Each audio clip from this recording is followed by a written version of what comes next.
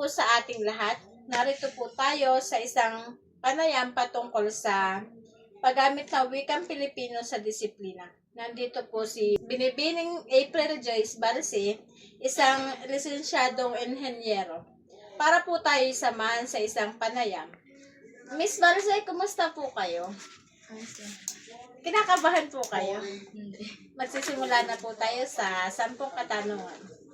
Ang unang katanungan po dito ay, gaano kadalas ninyo ginagamit ang Pilipino sa isang trabaho or disiplina? Madalas namin siyang ginagamit lalo na kapag nakikipagkomunikasyon kami sa mga meetings, sa mga kliyente, sa mga project managers, at saka sa mga engineers sa site. Anong mga sitwasyon or gawain ang mga ginagamit sa Pilipino? Ginagamitan ng Pilipino. Sorry. Ginagamit ko siya mostly kapag nag-explain ako ng mga kailangan gawin sa mga workers, kapag nakikipag-coordinate kami ng mga plano sa site, at saka kapag nagkakaroon ng mga informal meetings sa mga office. Ano ang kahalagahan ng paggamit ng Pilipino sa iyong disiplina? Tulad nga ng sinabi ko, mas naiintindihan kasi sa kapag nag-explain kami ng mga kailangan gawin sa site. Kasi may mga workers na hindi komportable sa English. So, ginagawa ko, in-explain ko sa Tagalog. Ano ang mga hamon sa paggamit ng Pilipino sa trabaho or sa akademya?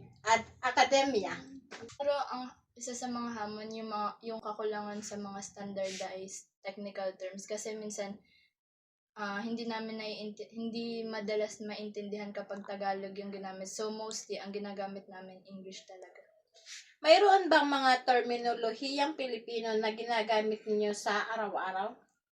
Meron naman, pero yung mga madadaling term lang katulad ng mga kable, kuryente, mga voltahe, pero English yung Paano nakakatulong ang paggamit ng Pilipino sa pakikipag-ugnayan sa mga kasamahan or kliyente?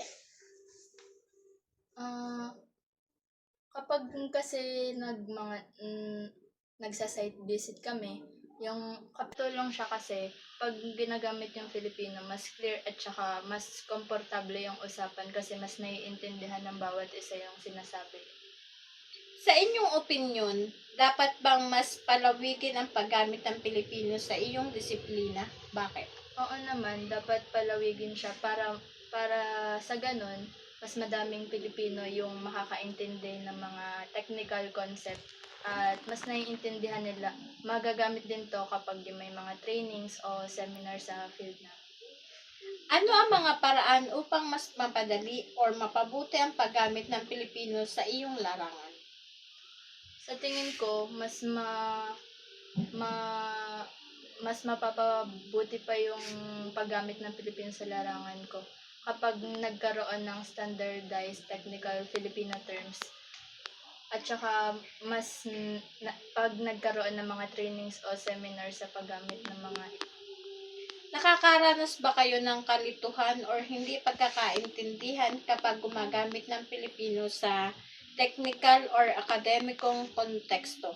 Paano ninyo ito hinaharap? Oo, minsan nakakalito talaga lalo na yung mga technical terms. Pero ang ginagamit ko yung English term tapos ina-explain ko siya sa Tagalog para mas alam ko na naiintindihan ng kausap ko yung sinasabi ko. Maaari bang ibahagi ang isang halimbawa kung saan ang paggamit ng Pilipino ay nakatutulong sa pag-unawa o paglutas ng isang problema sa iyong disiplina?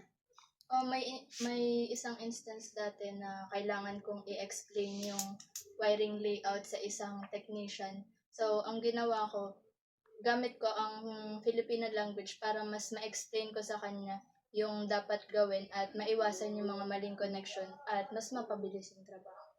Yun lang po, Ma'am Binibining Joyce. Thank you po sa oras na binigay niyo sa akin. Thank you po.